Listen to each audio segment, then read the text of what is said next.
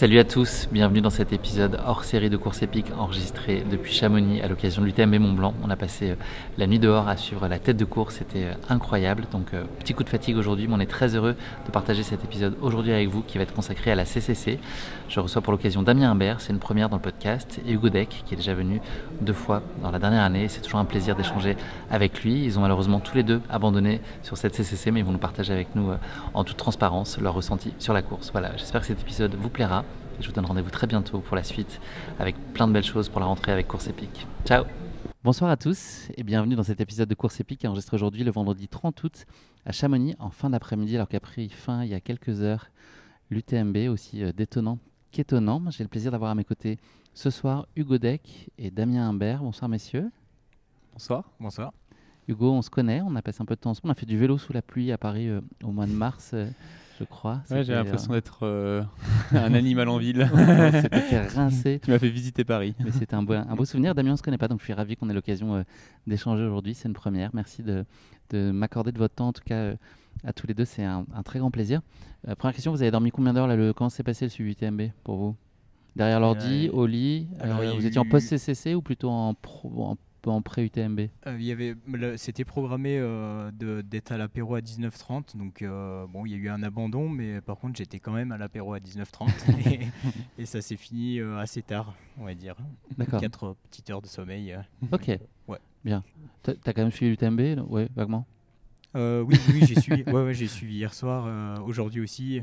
Et j'ai été très étonné, un peu comme tout le monde, je pense, de tout ce qui s'est passé. Donc, vous allez me donner votre avis sur le sujet. Toi, Hugo, tu arrives à trouver le sommeil après une CCC voilà, après en tout cas un effort de plusieurs dizaines de kilomètres? Est-ce que c'est compliqué? Oui, après j'ai pas beaucoup dormi. On a fait une belle soirée aussi pour oublier un peu cet abandon. Mais surtout, j'avais plus envie de parler de trail, donc j'ai pas trop suivi l'UTMB. Ok. Donc j'ai juste suivi un peu la fin. Et donc, je mettrai des bips à chaque fois à la place de trail dans l'épisode. Oui, parce que j'aime pas ce sport. J'ai bien senti. C'est donc c'est le dernier épisode de cette semaine, donc j'en profite pour remercier à nouveau les équipes UTMB de nous avoir mis à disposition le Majestic, qui est un lieu majestueux pour recevoir nos échanges. Cet épisode il sera aussi disponible sur notre chaîne YouTube, donc ne passez pas à côté si vous avez envie de voir la frimousse de Damien et Hugo qui sont à mes côtés. Où est-ce que vous avez le plus mal la J+1? Où est-ce que ça chatouille? Est-ce que ça chatouille si oui, nulle part, en fait, c'est bien ça le problème en fait, c'est que à part l'estomac hier qui était pas très content, finalement les jambes vont bien, donc ça va être retour à l'entraînement dans pas très longtemps. Hugo, toi t'as des pareil, hein. On a fait un peu la même chose tous les deux, je pense. Comme on en disait juste avant de venir sur le podcast, on a un peu trop mangé au début et on n'a pas réussi à digérer tous ces glucides dans le sang et dans l'estomac, et on a fait un petit vomito à peu près au même moment et un abandon quasiment au même moment aussi. Synchro. Ouais, synchro. Bon, vous allez nous raconter ça. Votre sentiment sur cette UTMB, donc pour redonner le podium chez les femmes, c'est Vincent Bouillard, qui est une belle surprise. Betty Chassel en 2e position et Joaquin Lopez, l'équatorien, qui est 3e. Chez les femmes, Cathy Scheid, Ruth Croft et Marianne Hogan. Ruth Croft qui a fait une remontée incroyable. Il y a Blandine Hirondelle là, qui est sur les sentiers, qui va arriver bientôt normalement, et si tout se passe comme elle l'espère, elle va préserver sa 4e place. Il y a déjà quasiment 700 DNF à l'heure à laquelle on se parle. Voilà, ça fait à peu près 24 heures que la course est partie. Il en reste 22 pour les derniers qui vont finir la course. Qu'est-ce que vous avez pensé? Donc il y a effectivement je sais pas comment dire, une farandole d'abandon d'élite notamment. Est-ce que c'est une surprise, pas une surprise? Est-ce que ça raconte des choses peut-être sur les calendriers de saison aussi maintenant? Je peux commencer. Je pense que ça s'est vu même sur l'OCC, hein, d'ailleurs, CCC, du coup UTMB, là, il y a eu quand même énormément d'abandons sur les 3 courses. Après, je pense qu'il y a un côté aussi au sujet de la professionnalisation, d'essayer de ne pas finir coûte que coûte pour se préserver et peut-être pouvoir enchaîner sur d'autres objectifs derrière. Alors que si c'est l'objectif d'une saison ou un objectif personnel, c'est presque plus facile de se dire là je vais continuer et puis je vais finir la course même si je mets 15 heures par exemple pour une CCC. Alors que là pour nous, je pense que c'était pas le cas. C'était un peu compliqué dans la tête de se dire je vais faire 15 heures et puis après je vais devoir me reposer 2 semaines après ça. Donc c'est peut-être une explication aussi des abandons chez les élites en tout cas. Hugo? Ouais, bah moi je pense aussi que la professionnalisation et donc c'est fait que le niveau est très très élevé. On voyait nous pendant la CCC, on était une trentaine en 2 minutes. Et en fait, je pense qu'il y a un stress un peu comme qui se crée. En fait, il y a encore quelques années, on n'avait pas ce côté. Il y a 10 gars devant, 10 gars derrière, et faut toujours être pas à fond. Il faut faire son rythme, mais il y a quand même une densité qui oblige à prendre plus de risques pour être dans le jeu, et donc plus de risques, je pense, plus d'abandon aussi. Est-ce qu'il y a le côté aussi plus de courses, enfin, besoin d'être plus visible, des partenaires à confronter? Est-ce qu'il y a aussi une espèce de pression induite sur le fait de s'afficher sur plusieurs courses et peut-être trop et enchaîner alors que le corps n'est pas idéalement prêt? Alors c'est possible, c'est pas mon cas en tout cas cette année, j'ai pas pris beaucoup de dossards donc mais c'est vrai que oui chez certains c'est vrai qu'on voit qu'il y a des gros enchaînements donc ouais ça peut expliquer aussi. Ouais, je pense que c'est vraiment varié selon les athlètes, mais personnellement, on n'a pas trop de pression par rapport à ça, à part de faire les grosses courses comme la course de l'UTMB, qui est une course, je pense, voire la plus importante à faire chaque année. Mais non, je pense qu'on n'a pas beaucoup de pression de faire beaucoup de courses, mais on a une pression d'être vraiment à 110% à la course, et je pense que c'est cette prise de risque, que ce soit à l'entraînement avant d'arriver et pendant la course, qui fait qu'il y a tout ce taux d'abandon. Est-ce que la chaleur, c'est un facteur qui contribue de façon mineure, insignifiante, ou ça peut aussi, sur certains organismes, tabasser un peu plus et expliquer une partie des défaillances, peut-être plus chez les amateurs, je sais pas. Ouais, c'est sûr que ça peut jouer. En termes de ressenti d'effort, l'hydratation, bah, il faut vraiment surveiller. Et peut-être un peu ce qui nous est arrivé aussi, digérer les glucides, c'est encore plus dur quand il fait chaud. Il faut encore plus d'eau en fait pour assimiler les glucides, donc ça peut vraiment être un souci. Bah, nous, ça s'est prouvé hier, donc ouais, je sais pas ce que tu en penses là-dessus, mais Bah ouais, moi je pense que c'est un facteur même majeur, hein, et j'avais vu, il y avait une stat où il y avait un UTMB où il pleuvait tout l'UTMB, il y avait plus de finishers sur un UTMB où il faisait très chaud et très beau. Donc oui, je pense que la chaleur c'est un plus gros facteur peut-être que même le froid pour le taux d'abandon. Aujourd'hui, c'est une journée particulière pour Damien. C'est ton anniversaire, donc bon anniversaire. C'est ça, hein, je me trompe pas. apparemment, oui. Anniversaire. Est-ce que tu passes un cap symbolique ou non? Je l'ai passé l'année passé les dernière. 30? Ça, Ok. ouais, ça y est. 31? Ouais, 31, c'est ça. Ok, ça passe crème, ça, comme disent les Ça jeunes passe générations. maintenant. Ouais, c'était l'année dernière, c'était dur psychologiquement. Non, je rigole. En parlant de jeune génération, aujourd'hui, c'est aussi la date d'invention au jour près du CD. C'est quoi le dernier CD que vous avez écouté? Est-ce que Hugo, tu as déjà écouté un CD? Bah, les CD, c'était mes parents quand ils nous mettaient dans la voiture tous ensemble. Moi, j'avais quoi? J'avais Camini, Diams. Oh là là. Et Camini, ça fait longtemps que j'ai pas entendu Ouais. ce nom-là. Ouais. Ah, j'adorais Camini. Je viens pas de Marly Gaumont, je viens ouais, mais non, j'ai écouté des CD. Le dernier, c'était Orelsan que j'avais acheté. Ah, pas si mal. Comme quoi. Ouais. Et toi, Damien? C'était The Cure, il me semble. C'est un Ok. groupe de rock anglais. Les Cure? The Cure. Ah ouais, bah ouais, bien sûr. Robert Smith. Ouais. Bah oui, C'est évidemment. Et c'est aussi la date de création de la SNCF en 1937. J'allais vous demander quand est-ce que vous avez eu pour la dernière fois un train à l'heure, mais ça, vous n'êtes peut-être pas la mémoire assez. Ah si, remonte j'en ça. ai eu un à l'heure pour aller faire une soirée au JO. J'étais en stage ici à Chamonix pour m'entraîner pour la CCC et j'ai fait l'aller-retour. C'était la soirée où Duplantis a battu le record du monde là. Qu'il un a lundi rebattu soir. depuis. Voilà, ouais, 2 fois d'ailleurs. Ça fait beaucoup de fois que j'entends le mot soirée dans la bouche de Damien, j'ai l'impression. Est-ce qu'on n'est pas en présence d'un coureur trailer un peu fêtard? Raisonnablement, non? Pas tant que ça Pas tant que ça. finalement. Un moment non, qui veut non, noyer c'est- sa peine dans l'alcool. Ouais, c'était peut-être ça. Ouais. C'est ça. Il l'a noyé dans les glucides d'abord et puis ensuite dans l'alcool. Damien, plus sérieusement, est-ce que tu pourrais te présenter à nos auditeurs? Donc, tu es né en 1993, donc c'est bien ça, 31 ans, tu es originaire du Jura. Est-ce que tu peux nous donner un petit peu à connaître ton parcours, tes aspirations, comment le sport et notamment la course à pied, le skyrunning a trouvé sa place? Ouais. Et le team que tu as rejoint aussi en début d'année, je crois. Alors, comme tu dis, je suis originaire du massif du Jura, plus particulièrement côté 1, en fait, en dessus de Bellegarde-sur-Valserine. C'est un petit village qui s'appelle Giron. Quand je suis né, on n'était même pas en 90, il me semble, donc c'est vraiment tout petit, hein. Il n'y avait pas d'école. J'allais à l'école dans un village à côté. C'était vraiment la vie à la campagne, tranquille. Tu es allé en courant? Non, non, j'aurais pu, ça aurait été bien en fait, hein, j'aurais peut-être été meilleur aujourd'hui en fait. Mais bon, c'est trop tard. Et non, sinon, je suis venu au trail, j'en ai fait, je pense, sans vraiment le savoir, quand j'étais petit, dans les entraînements pour le ski de fond en fait, parce que j'ai toujours fait du ski de fond. Mhm. Et avec le club, on a fait un peu de course à pied l'été. Et puis les crosses aussi, les crosses des écoles, des choses comme ça.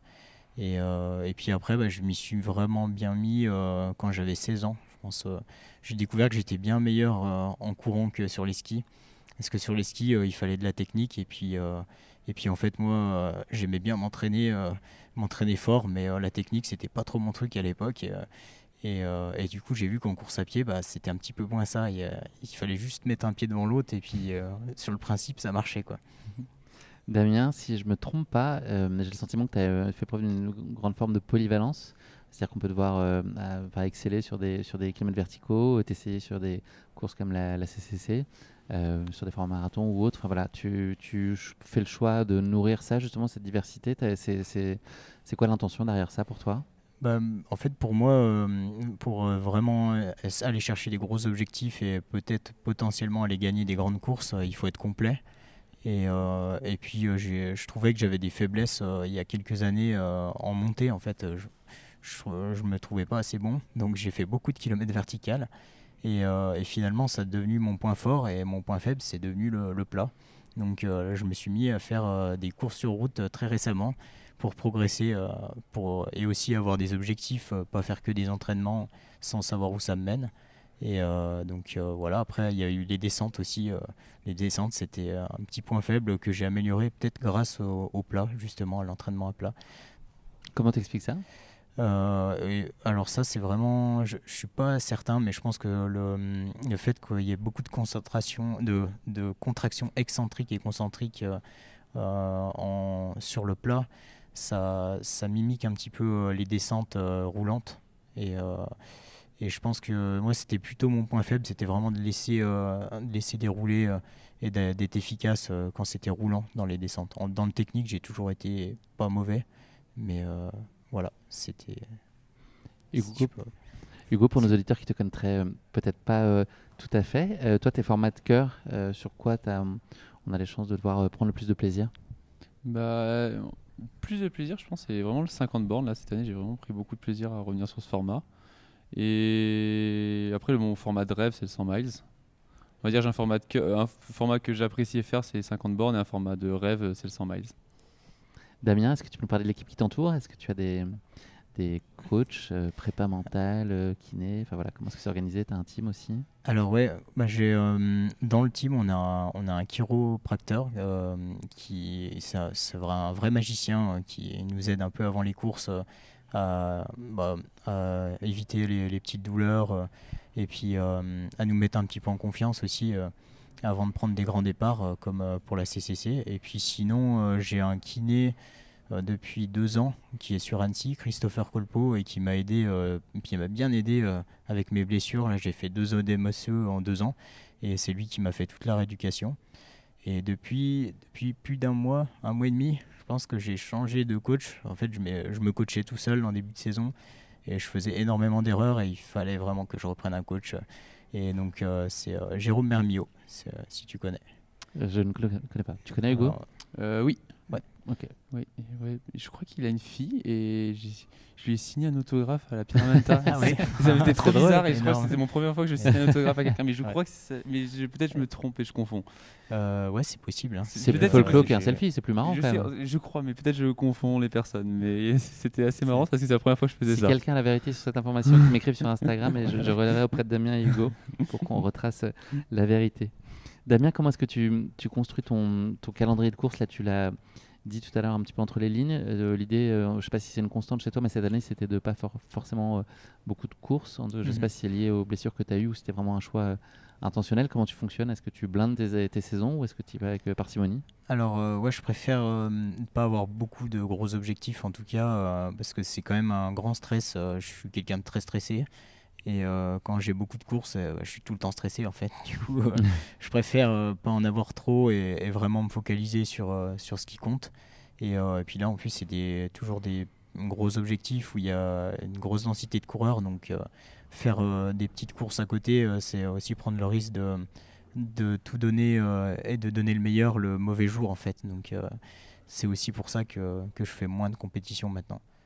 Hugo, toi, dans une année type, tu as idéalement combien d'objectifs A, B, et puis des objectifs un peu tertiaires? C'est Gros quoi, objectif, idéalement je vais en avoir, on va dire, 2, 3. Et après, je vais faire deux petites courses à côté, deux, trois petites courses B. Et après, peut-être des petits plaisirs. Mais ça, c'est.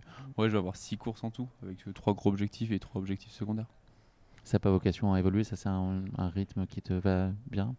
Ouais, je pense que même avec la professionnalisation, je pense qu'on fait de moins en moins de courses, même que quand moi je faisais plus du sport loisir, parce qu'en fait il y a un tel niveau qu'on ne peut pas faire beaucoup de courses, il faut qu'on soit à 100% à chaque fois. Damien, tu as une approche méthodique de tes entraînements, de tes courses? Est-ce que tu es plutôt un coureur qu'on va typer de rationnel? Est-ce que tu es aussi quelqu'un qui est dans l'émotion, dans l'instinct? Un petit peu des deux, je pourrais dire. Ouais, j'aime bien quand c'est cadré, en fait, hein, c'est sûr. Au niveau de l'entraînement, j'aime bien savoir pourquoi je fais les choses, comment il faut les faire. Par contre, ouais, pour moi, il y a quand même un affect aussi en fonction des courses que je vais choisir. Il faut qu'elles me parlent, il faut que j'ai vraiment envie profondément de les faire pour réussir à m'entraîner pour ces objectifs-là, quoi.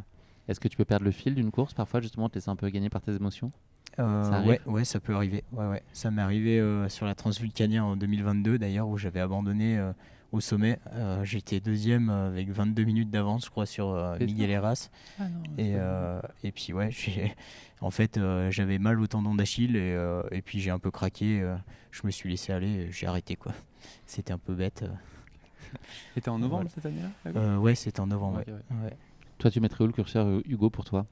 La flamboyance avant la raison, ou un peu des deux, ou ça dépend des courses? Ouais, je suis comme plus à la raison. Après, bon, parfois, on va dire, il y a un manque d'humilité. Je pense que ça va vite dans le trail. On va dire, on fait souvent une belle course avec plein d'humilité. Après, on se voit tout beau et on se prend une petite claque et on revient à la raison assez rapidement. Ça varie. Hugo, on s'était vu la dernière fois, donc c'était à l'occasion des championnats d'Europe à la Maxi Race. Quel souvenir t'en gardes? T'as pu le savourer? Est-ce que de quoi tu as eu envie là, à l'issue de ces championnats d'Europe qui étaient début juin? Besoin de couper un peu, ou c'était une étape et puis il fallait que tu continues à tracer ta route? Ouais, j'avais une grosse fatigue après les championnats d'Europe parce que quand même, le championnat de France, on est obligé d'être à 100% pour choper la qualif. Et on l'a vu au championnat d'Europe, c'était un championnat de France quasiment. Ouais. Et donc en fait, ça fait qu'on a 2 grosses courses qui étaient en à peine un mois, un gros mois. Donc j'avais une grosse fatigue, donc j'ai un peu coupé. Et oui, j'ai un peu coupé. En plus, la course, j'étais content, mais pas pleinement satisfait. Donc c'était un peu plus dur de couper. Toujours, c'est un peu plus dur quand on rate un peu, pas on rate, mais on fait une course mitigée. Et oui, et là, j'étais content de cet été-là qui vient de se passer. Ouais, le bilan il est positif là globalement sur ta saison. Si on l'a fait démarrer un peu fictivement là, à Nice l'année dernière, et puis tout ce qui s'est passé entre-temps, le bilan en tout cas était très positif. Oui, je suis content parce que je suis un été un peu mitigé l'année dernière d'un point de vue entraînement pour l'UTMB. Donc je fais un UTMB bâché, vraiment où je suis pas arrivé en forme. Et je suis content, je me suis bien remobilisé avec cette motivation d'aller sur cette CCC en repartant sur Nice. Et avec cet objectif, on va dire, au milieu qui était une qualification en équipe de France. J'étais quand même vraiment fier de porter ce maillot pour la première fois. Il y a une course qui s'est glissée dans ton calendrier là, au début de l'été, la Pierre Menta, c'est ça? Je dis pas de bêtises. Une course par équipe sur plusieurs jours. C'était quoi l'idée derrière cette course-là? Qu'est-ce qu'elle devait valider en tout cas en théorie? Elle validait rien, c'était un peu ce que tu disais. Là, c'était juste on m'a appelé c'est sur 3 jours, donc ouais, on m'a appelé le jeudi soir et j'avais un copain qui En mode avait. dépannage. Qui avait Deckpanage. C'est ça, deckpanage. Qui n'avait Deckpanage, encore mieux.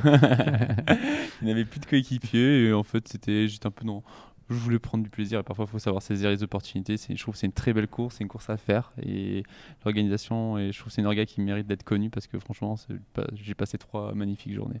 Ça a été quoi la suite de ta prépa là, ton été? Ça a été quand même beaucoup de kilomètres en montagne avec quand même de la vitesse parce que c'est quand même une course rapide la CCC. Et donc ouais, un mélange entre pas mal d'allure et beaucoup de kilomètres. Il y a eu un stage Terex au milieu de tout ça ou pas? J'ai passé un peu de temps dans le chalet d'Adidas à Chamonix. Et après j'ai essayé de rester un peu plus calme, de rester dans ma bulle parce que parfois j'ai un peu une tendance à me déconcentrer quand je suis avec beaucoup d'athlètes professionnels. En fait, j'aime beaucoup parler et je pense que c'est un problème. Parfois il faut savoir aussi pas Pour un aimer podcast c'est pratique. Pour un podcast, c'est pratique, franchement, mais c'est ça prend de vraiment l'énergie de pouvoir parler à tout le monde. Et donc, parfois, j'ai un besoin, je pense, d'être juste avec ma famille et de me reconcentrer un peu sur moi. Toi, dans les choses qui ont émaillé la fin de ton été, Damien, il y a eu un KV au marathon du Mont-Blanc qui s'est bien passé et un 42 qui s'est moins bien passé, Ouais, c'est ça? ouais, en fait, je me remettais tout juste d'une blessure qui était assez longue, hein, c'était une pubalgie. En fait, j'ai fait un bloc d'entraînement un petit peu violent, on va dire, avant le marathon du Mont Blanc. Je voulais arriver en forme et puis donc j'ai vite augmenté les kilomètres sur 4 semaines et ça a été un petit peu trop et j'ai une petite blessure qui est réapparue en fait avant le KV aussi en début de semaine en fait. Au niveau du moyen fessier, bon, je l'ai bien senti pendant le KV, ça a été quand même un peu dur, hein. Le KV, il n'était pas... Pas cadeau. Ouais, j'étais quand même j'étais content, hein, de faire un bel effort, mais sur la fin, ça tirait et j'étais pas confiant pour le marathon. J'ai pris le départ, mais je savais que ça allait être compliqué. Messieurs, pour continuer et finir cette petite partie introductive, vous allez avoir la main, j'espère, légère pour votre voisin. Vous allez poser une petite question. Il faut choisir un papier qui est là et qui est en orange ou rose, je ne sais pas trop. Hop. Je suis pas daltonien. Alors, c'est Hugo qui pioche pour Damien. Ah, je regarde. D'accord. Et tu regardes et tu poses la question Ah, à Damien. ok. Ouais, exactement. Ok. 3 plats ou boissons préférées? Ouh là là. 3 plats. Alors, les desserts, ça compte ou pas? Ouais, précis. Un petit Ouais. dessert en particulier? Ok, Tu veux ouais. parler des gels que tu as mangés et Ah ouais. un peu Dreamy Alors que ça, tu j'en t'es mis parlerai dans le plus, gosier? maintenant, c'est fini. Là, j'ai plus envie d'y penser. On parle plus de glucides. Si on pourrait faire un plat, mon, Comme Zach mon Miller. dessert, ouais, vraiment. Je sais pas si tu as vu quand il mélangeait tous les gels comme ça. Ah ouais, il Oh. faisait une bouillie de gel. Ça donnait pas du tout envie, non? Il Intéressant. était ça. sponsorisé par un revendeur qui revend toutes les différentes marques de nutrition et il mélangeait tous D'accord, les gels. Pardon, il mélangeait tous les gels. intéressant. Et ça devait faire un sacré goût, ça. Ah ouais. Mais, Non, ça s'appelle les trucs, ça, justement, dans les alcools en soirée, là, quand tu mélanges un peu tout ce qui reste. Ah oui, c'est ça, un j'ai truc, oublié le nom, ça. C'est un truc un peu mortifère, je sais plus comment ça s'appelle. Bref, Bon. une intervention Et, brillante, désolé. non, Je vais pas de retrouver souci. d'ici la fin. Mais sinon, non, j'y réfléchis toujours. Non, il y a en plat, en fait, moi, je suis un peu le roi du tiramisu. J'adore faire ça. J'en fais sous plein de versions différentes. Tu t'en es auto-fait un pour ton anniversaire ce soir ou pas? Non. Là, peut-être qu'il y en aura un par contre, parce qu'on a beaucoup d'Italiens dans le team et on a souvent du tiramisu et c'est pas mal. Du Ils sont team bons. Ramisu. Du team tiramisu. J'ai ouais. pas beaucoup dormi cette nuit avec le Ah ouais, suivi de la t'enchaînes, hein, UTMB, là, donc t'enchaînes. j'enchaîne les blagues foireuses. J'espère que ça vous perturbe pas trop. Et non, après, en plat, bon, c'est assez classique, hein, mais une bonne pizza italienne, hein, à pâte fine, ça, je suis assez fan. Et, Une petite boisson pour finir. T'es Et, jurassien euh, ou italien? Ouais, je suis jurassien, mais bon, qu'est-ce que si avec du comté, si une fondue, allez, on Bon. va partir là-dessus. Bah, voilà. Bon, peut-être pas maintenant, là, parce qu'il fait un On peu est dans la chaud. légèreté. Ouais, Dami, c'est toujours léger avec moi. à toi de piocher pour Hugo sur du papier, un petit papier rose.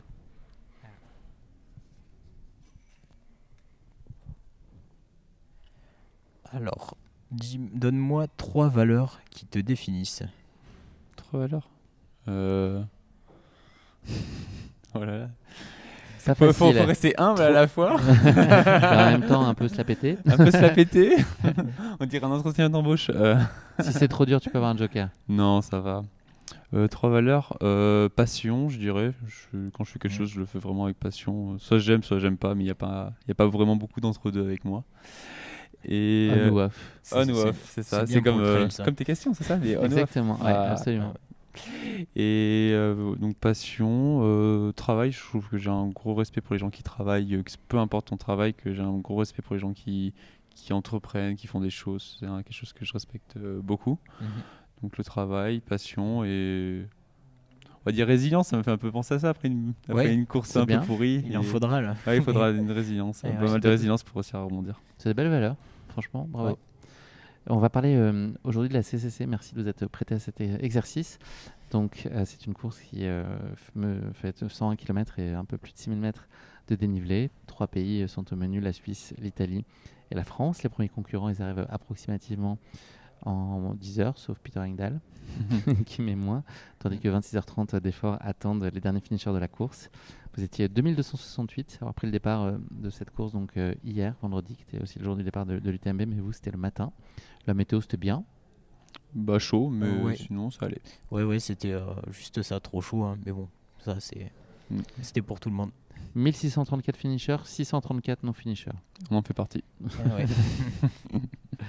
Alors, avant qu'on se lance dans le récit de votre CCC, il y a, dans le podcast, tu connais toi Hugo, maintenant tu l'as éprouvé, une rubrique qui s'appelle La question qui pique.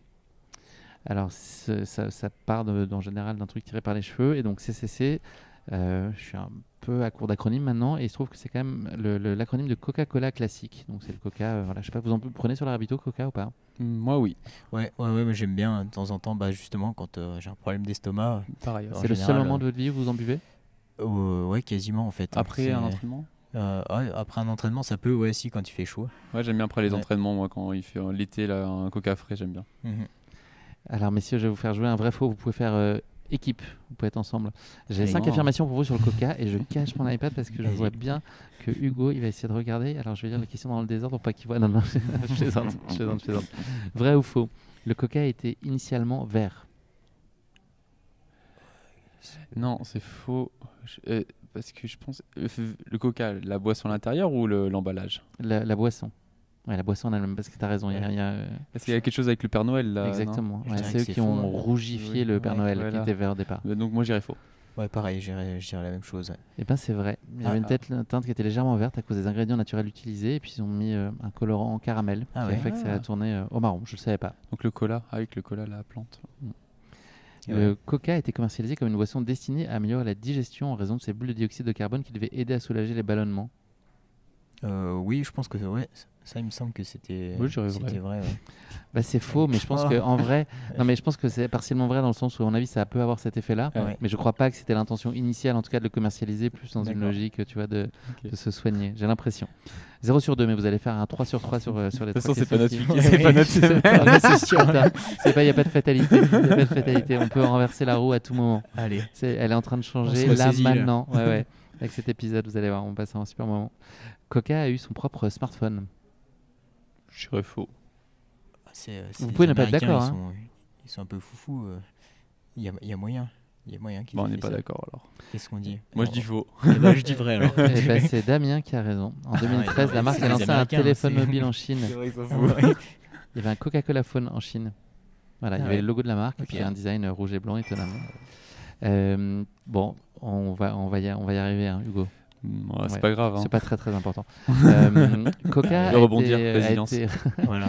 a été retiré du marché américain durant la Seconde Guerre mondiale en raison d'une pénurie de sucre. Et c'est qu'après la guerre que la boisson a fait son retour. J'avoue qu'elles sont pas faciles. Hein. Ouais, pénurie de sucre. c'est au pif en fait. Ouais, pénurie de sucre. Est-ce qu'il aurait pu avoir ça à cause de la guerre? Pourquoi il y aurait plus de sucre? Mais cook, ouais. C'est ça Moi, la je vraie dis faux. question. Ouais, je dis faux aussi. Ouais, bravo. Là, vous avez vu comment tout est en train de tourner à l'envers là. Et Voilà. dernière question, et je suis sûr que vous l'avez. Coca était la première boisson gazeuse dans l'espace. Ça peut être vrai. Hein. ouais, Moi je ça, le vois bien, ouais, vrai. Ouais. Tu vois, c'est absolument Ouais, vrai. En voilà. 1985, c'est la première boisson qui a été consommée dans l'espace grâce à un distributeur qui a été spécialement conçu pour la NASA. Voilà. Bah voilà. Ouais. La remontada. Franchement, ça y est, vous avez fait un très très beau final. On va se plonger maintenant là dans cette semaine UTMB.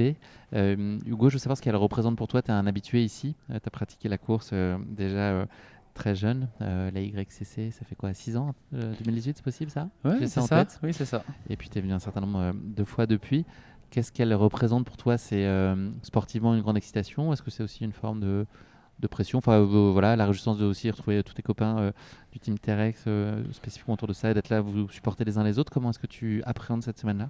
Bah, la première fois que j'ai découvert la YCC, déjà, je me rappelle, c'était Xavier qui avait gagné l'UTMB, Xavier Thévenard, et je pense que ça m'avait vraiment fait rêver en tant qu'enfant. Et c'est là où je me suis dit, j'ai vraiment envie de gagner l'UTMB un jour. Et je sais pas, c'est en fait des émotions. Et en fait, je pense qu'on est des coureurs, en tout cas, qui voulons être très forts et se confronter aux meilleurs. Il n'y a pas photo, c'est là où il y a les meilleurs athlètes. Et donc, c'est pour ça que j'y reviens quasiment chaque année, même chaque année, parce que j'ai envie d'être avec Faire les partie meilleurs du athlètes. game. Ouais, on fait partie Donc du game. c'est le plaisir qui domine. Ouais, c'est un plaisir vraiment de pouvoir fight avec tous ces gars. Damien, si j'ai bien compris la dernière, tu as fait l'assistance, qui n'était pas forcément le plan initial de ta venue ici à Chamonix. Ouais. Enfin, j'étais venu encourager plutôt. Encourager, Parce que, d'accord, ouais, ok. c'est ça, ouais. Mais ouais, c'était pas le plan initial. J'avais un ODMOCE au petit trocanteur. Donc, ouais, j'étais sur la Qu'est-ce que touche. c'est que ça, le titre canteur? C'est un petit os qui est dans la hanche, en fait, vers le fémur, je crois. Ok. Tu peux me faire une question qui pique sur le petit tricoteur, je question vais qui l'appeler, pique. mais non. Tu m'aurais, j'aurais pas trouvé. Enfin, j'invente. J'aurais entendu. D'accord, donc ça t'avait privé en tout cas de cette, C'est ça, cette ouais. envie de course parce que tu n'avais jamais Ouais. participé à Et l'UTMB avant non, cette année. et c'était la 3e fois que j'étais inscrit et 3 fois j'ai pas pris le départ. Comme Delpech. Belle On a anecdote. dit Hein. ça. Ah ouais. Ouais. Ah, c'est fou ça. Toi, Hugo, tu as connu des très beaux moments ici, tu as eu aussi quelques désillusions. Peut-être parler de la CCC, j'ai lu que c'était ta 5e place sur la CCC en 2021, c'était une de tes courses les plus accomplies, si ce n'est la plus accomplie. Comment est-ce que tu la regardes aujourd'hui? Bah, je regarde, en fait, c'était assez marrant. Je l'avais fait avec plein d'insouciance, avec en fait. Donc personne ne me connaissait. En fait, j'étais juste venu, j'ai couru avec de l'audace et c'était vraiment. Ouais, c'était vraiment les sentiments d'une première fois. C'était vraiment des sentiments très particuliers que je sais que je revivrai jamais parce qu'en bah, c'est qu'une fois qu'on le vit, quoi. Tu essayes quand même de garder cette logique-là un peu, de se déconnecter des enjeux et puis d'être là, d'arriver un peu de façon un peu fougueuse et puis tu vois, Ouais, mais c'était la première fois que je courais avec des gens qui me faisaient rêver. Je me rappelle quand, avant Champé, je double Luis Alberto Hernando. C'est un athlète qui m'a fait rêver. Quand après Triangle, je double Stian Angermund, c'est un athlète qui m'a fait rêver.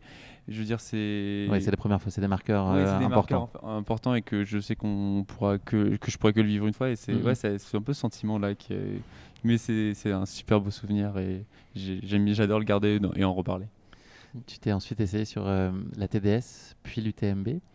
Ça s'est pas fini exactement comme tu l'espérais.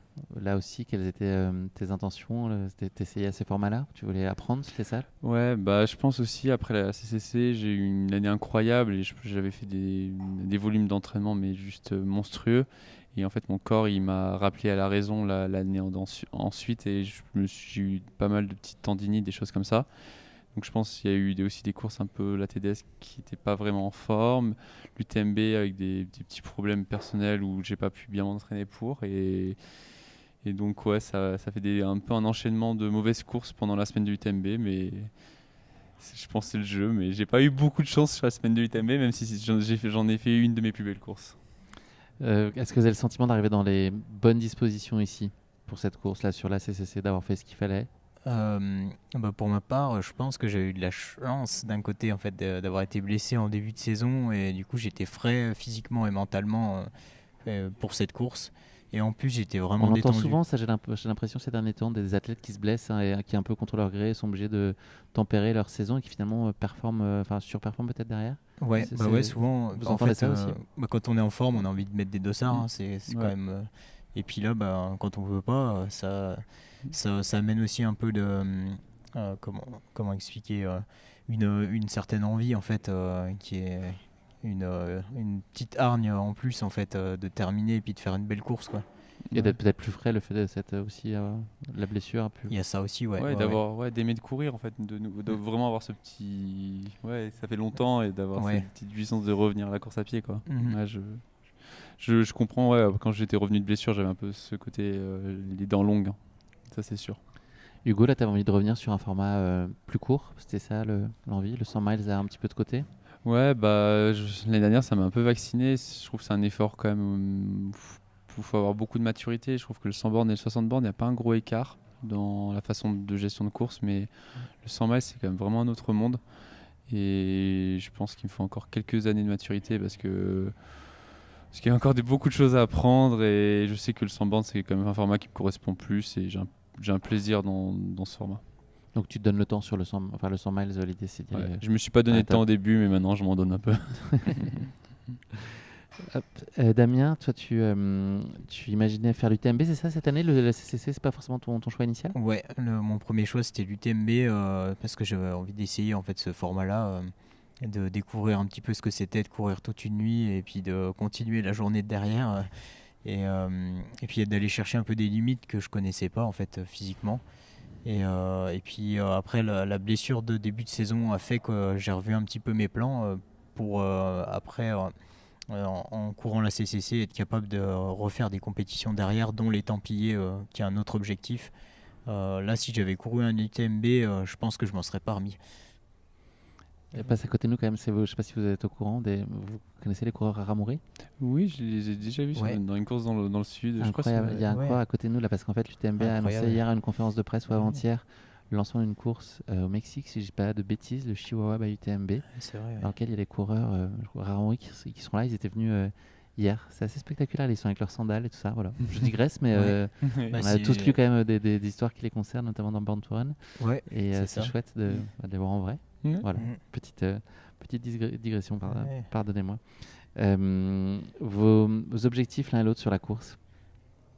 Avant, Là, avant le départ, vous vous dites que vous venez chercher quoi? bah moi, quand je fais n'importe course, c'est pour la gagner. Hein, donc, même s'il y a Kylian Jornet, même si je sais au fond de moi qu'il est largement meilleur que moi, mais on croit toujours qu'on peut gagner une course parce que je pense que si on n'a pas un peu cette petite flamme en nous, c'est compliqué. Après, c'est réussir à rester humble par rapport à son effort du moment. Mais Tu te fais des scénarios B ou C quand même, te dire ok, le scénario A c'est ça, si ça se passe pas comme prévu, bah, je me contenterai de faire un truc en moins de 8 heures ou 12 heures ou oui, non, en vrai, je me fais quand même des plans par rapport à des chronos que je peux faire moi, mais j'ai quand même toujours, quand je vais m'entraîner, ce petit rêve de croire que je peux gagner. Et je pense que c'est important de rêver gros parce que c'est comme ça qu'on arrive à aller tous les jours à l'entraînement. Mhm. Ouais, bah, ouais, j'ai un petit peu la même chose. Je me dis pas avant la course que j'y vais pour la gagne, mais par contre, ouais, j'ai ça en tête quand même au fond. Voilà, c'est ça. Je me dis, ouais, enfin, sur un grand jour et tout, ça serait tellement bien. J'en rêve un peu, quoi. Mais après, l'objectif, moi, c'est plus un chrono. Sinon, en termes d'objectif pur, je visais un joli chrono. Moins de 10h30, c'était l'objectif. Donc, comme quoi, là, cette année, il n'y en a pas beaucoup qui ont couru en moins de 10h30. Mais bon, voilà, j'ai tenté. Et puis bah, je retenterai pareil la prochaine fois, ça c'est sûr. Damien, je t'ai pas posé la question, mais toi ta course de référence aujourd'hui? Bah, au niveau du grand public, je pense que c'est la Transvulcania, ma deuxième place. Après, ouais, je pense que j'ai fait des meilleures courses que ça, mais plus sur des Sky Race ou même des courses où j'étais mieux globalement, mais il n'y avait pas de concurrence, donc c'est un peu dur de se comparer aussi. Voilà, mais on va retenir celle-là. La stratégie que vous aviez en tête l'un et l'autre sur cette course-là, c'était quoi l'idée? Moi, c'était de vraiment avoir d'être assez facile jusqu'à Champé et d'avoir cultivé une fluidité jusqu'à Champé et de vraiment prendre soin de moi. Et donc, quand j'ai vu que tout mon corps est parti dès la montée du Grand Col Ferré, je me suis dit ça va être un peu une longue journée. C'était quoi le premier signal d'alerte? Des vomissements et en fait, j'ai fait que vomir. Ah ouais. Bah, Ouais, des petites crampes d'estomac et puis vomissement. Toi, l'idée que tu avais en tête de ta course, comment tu l'as visualisée? Et ben, en termes de visualisation, j'avais visualisé la course pas mal de fois. Et, moi, j'aime bien courir à mon rythme, en fait. Et là, comme ça partait sur une longue montée, en fait, j'ai vite vu qu'on était un grand groupe, on se regardait. Et moi, je voulais pas de ça, je voulais être un peu seul sur mon rythme. Et du coup, je suis parti devant. Et puis j'ai fait mon train dans la montée et c'était un peu l'objectif aussi un peu de gagner du temps sur le soleil aussi. Donc c'était pas non plus du sur-régime, mais l'objectif c'était quand même de tempérer un petit peu entre la Foulie et puis la montée après Courmayeur où le soleil allait taper, il allait faire chaud. Et puis de profiter des zones d'ombre pour pousser un petit peu plus la machine parce que c'est un peu... je crains vraiment la chaleur, le ressenti en tout cas. Donc voilà, mais après il s'est passé la même chose que pour Hugo. Hein, voilà, on fera pas de dessin, mais c'était pas joli à voir. Ouais, donc Hugo, si tu peux nous raconter peut-être la suite de ta course prolongée et puis peut-être sur la nutrition, ton analyse sur ce qui a été fait. Est-ce que c'est une erreur dans la planification de la nutrition? Est-ce que c'est un truc qui t'échappe? Ouais, ça m'échappe un peu parce que c'est quand même déjà passé par exemple sur un 90 du Mont Blanc avec avec le même plan de nutrition. Donc parfois, je sais pas, je pense que aussi parfois le corps il dit oui, parfois il dit non, et c'est un peu ça la magie aussi du sport, je pense pas qu'il y a toujours une loi bien définie. Mais oui, je pense que j'ai fait peut-être une petite erreur, il faisait quand même chaud, peut-être boire un peu plus ou des choses comme ça qui auraient permis d'atténuer ces vomissements. À quel moment tu t'es dit que ça passerait pas? Je me suis vraiment battu jusqu'à la Foulie. J'ai essayé de trouver des solutions. J'ai arrêté de manger. J'ai essayé de boire beaucoup d'eau. Donc j'ai réussi à me battre, aller jusqu'à quasiment la montée de Champé. C'est dans la montée de Champé où, qu'en fait, tant que je lâchais ma foulée, ça allait très bien. Mais quand il fallait remettre de la puissance, j'avais pas l'énergie pour. Et c'est vraiment là où je me suis dit non, ça va pas le faire. Et toi, Damien, à quel moment tu t'es dit que ça passerait pas? Ouais, c'était un petit peu avant la Foulie déjà. Il y avait des petites remontées là. Et puis en fait, je sentais que justement j'étais à court de glycogène. et c'était un peu anormal parce que j'avais pris énormément de glucides en fait avant, donc c'était sûr que j'avais rien assimilé. Tu Et étais à là, quel genre de position à ce moment-là? là, je saurais pas dire. Je suis passé très vite de 1 à je sais plus combien je suis passé à, à la fouillie. J'étais très loin en fait. Parce que je me suis arrêté même 15 minutes avec un gars qui avait du réseau. Donc, parce qu'il n'y avait pas de réseau au début du Val Ferret. Là, je voulais appeler mon assistance. Ouais, donc là, franchement, je saurais pas dire. Et mon GPS n'était pas allumé. J'ai oublié de l'allumer avant de partir. Toi, Hugo, tu as navigué dans quelle zone de classement sur ta course? Je naviguais pas mal entre autour de la 15e place. Je naviguais beaucoup vers là. Et, c'est ça qui me garde un espoir parce que je sais qu'il y a quand même beaucoup de gens qui craquent. Et c'est pour ça que dans le Grand Col Ferret, je me suis dit il faut baisser la tête et il y a quand même un beau top 10 à chercher. Mais bon, j'ai pas réussi à baisser la tête assez longtemps pour voir mes ravitailleurs et peut-être réussir à me remettre sur pied. Damien, tu as été serein avec la décision d'arrêter? Ouais, en fait, j'ai trottiné un petit peu avant d'arriver à Fouilly là, et dans ma tête, c'était un peu acté. Après, j'ai un copain qui était là pour m'encourager et puis il m'a dit ah, on continue, vas-y, faut que tu te battes. Et puis ça m'a mis un peu le doute et après, j'ai vu mon manager qui allait dans mon sens, donc là Est-ce après qu'on j'avais parle de plus de doute. Jean-Michel Fort-Vincent? C'est ça. Ok. Ouais. Donc ça t'a conforté dans ton choix? Ouais, le doute était parti et voilà, j'étais pas venu pour courir en 12 ou 14 heures même, donc ouais, c'était clair dans ma tête. Est-ce que c'est possible, Hugo, que ce soit une décision apaisée, la décision d'abandonner? Est-ce que la raison peut prendre le dessus ou c'est forcément un renoncement et éprouvant émotionnellement? Ouais, moi c'était un peu dur. C'est même pour ça au début du podcast, je disais que j'avais pas trop regardé l'UTMB. Ça m'a fait un peu. C'est sensible, ouais. Ouais, ça m'a fait un peu du mal quand même. Moralement, c'est un gros coup. Parce que je pensais être vraiment en grande forme pour pouvoir faire quelque chose de costaud. Donc, ouais, c'est en paix, mais c'était très très dur à prendre. Et comme moi, j'ai eu la même chose. J'ai eu mon manager, et ça fait toujours plaisir. C'est même lui qui m'a dit de m'arrêter et qu'il y en aura d'autres très belles. C'est sûr, on le sait et tu le sais. Damien, est-ce que toi, ça a été possible pour toi de regarder la suite de la course ou d'avoir un œil un peu plus attentif à l'UTMB? Ouais, parce qu'en fait, moi j'étais avec des amis qui me faisaient le ravitaillement là, et eux, ils sont venus de loin, ils sont venus du Massif Central, donc ils étaient aussi là pour voir la course. Donc moi je suis resté avec eux. On était au ravitaillement de Trian, puis après on était allé à Valorcine pour regarder un petit peu les coureurs passés de la CCC. Et bon, après, ça, forcément, il y avait des regrets assez instantanés. Des fois, quand on voit qu'il y en a qui se sont refait la cerise, qui étaient bien placés. Mais bon, après, c'était des pensées un petit peu parasites parce que forcément, pour moi, je pense que ça serait pas bien passé si j'avais continué. Mais bon, après, ouais, ça m'a pas fait mal sur le coup, en tout cas, de rester sur la course. J'ai même pu peut-être mieux digérer. Je sais pas si ça a aidé, mais peut-être qu'il faut essayer. La prochaine fois, j'en sais rien. Est-ce que c'est déjà le temps des apprentissages, des conclusions et de l'analyse un peu à tirer sur cette course? Est-ce qu'il faut prendre une respiration et puis attendre un tout petit peu avant de se dire ce qu'on en garde, éventuellement ce que ça peut donner comme perspective d'apprentissage pour la suite, d'amélioration? Je sais que moi j'aime bien un peu tout de suite, ça me fait un peu du bien de chercher des apprentissages, ça me fait un peu relativiser beaucoup de choses, donc oui, ça me fait parler de la course et d'en relativiser, mais je sais que c'est pas vraiment les meilleurs apprentissages que je vais en tirer de suite. Oui, j'aime bien en parler, mais je pense qu'il faut laisser un peu du temps, un peu de repos et revoir cette course à froid et puis refaire les mêmes bêtises. Oui. Est-ce que pour vous, ça accélère le temps derrière sur lequel vous avez envie de vous reprojeter sur un autre objectif? Est-ce que ça peut bousculer le calendrier de course? Est-ce que c'est essentiel de tout de suite se dire que vers autre chose? Je sais que parfois les Templiers peuvent être un rebond quand un UTMB se passe pas bien, par exemple, enfin une semaine UTMB. Voilà, est-ce que vous, ça tout de suite, il faut aller se projeter sur quelque chose à l'instant où l'objectif vous étiez fixé, vous n'êtes pas tout à fait à la hauteur de vos attentes? Ouais, complètement. Je pense que ça évite un peu de ressasser aussi, de se reconcentrer sur un autre objectif. Surtout que là, je pense qu'on sort assez frais en fait de cette course, comme on n'a pas pu tout donner. Donc il y a une prépa aussi à mettre à profit encore. Voilà, en fait, c'est ça. Donc là, on en discute avec mon entraîneur pour remettre une course en fait dans pas très longtemps pour profiter en fait de ça, parce que là, j'ai l'impression de pas du tout avoir profité de ma forme. Donc du coup, il faut aller tirer le plateau. Voilà. Et toi, Hugo, tu as quand même besoin de couper un tout petit peu?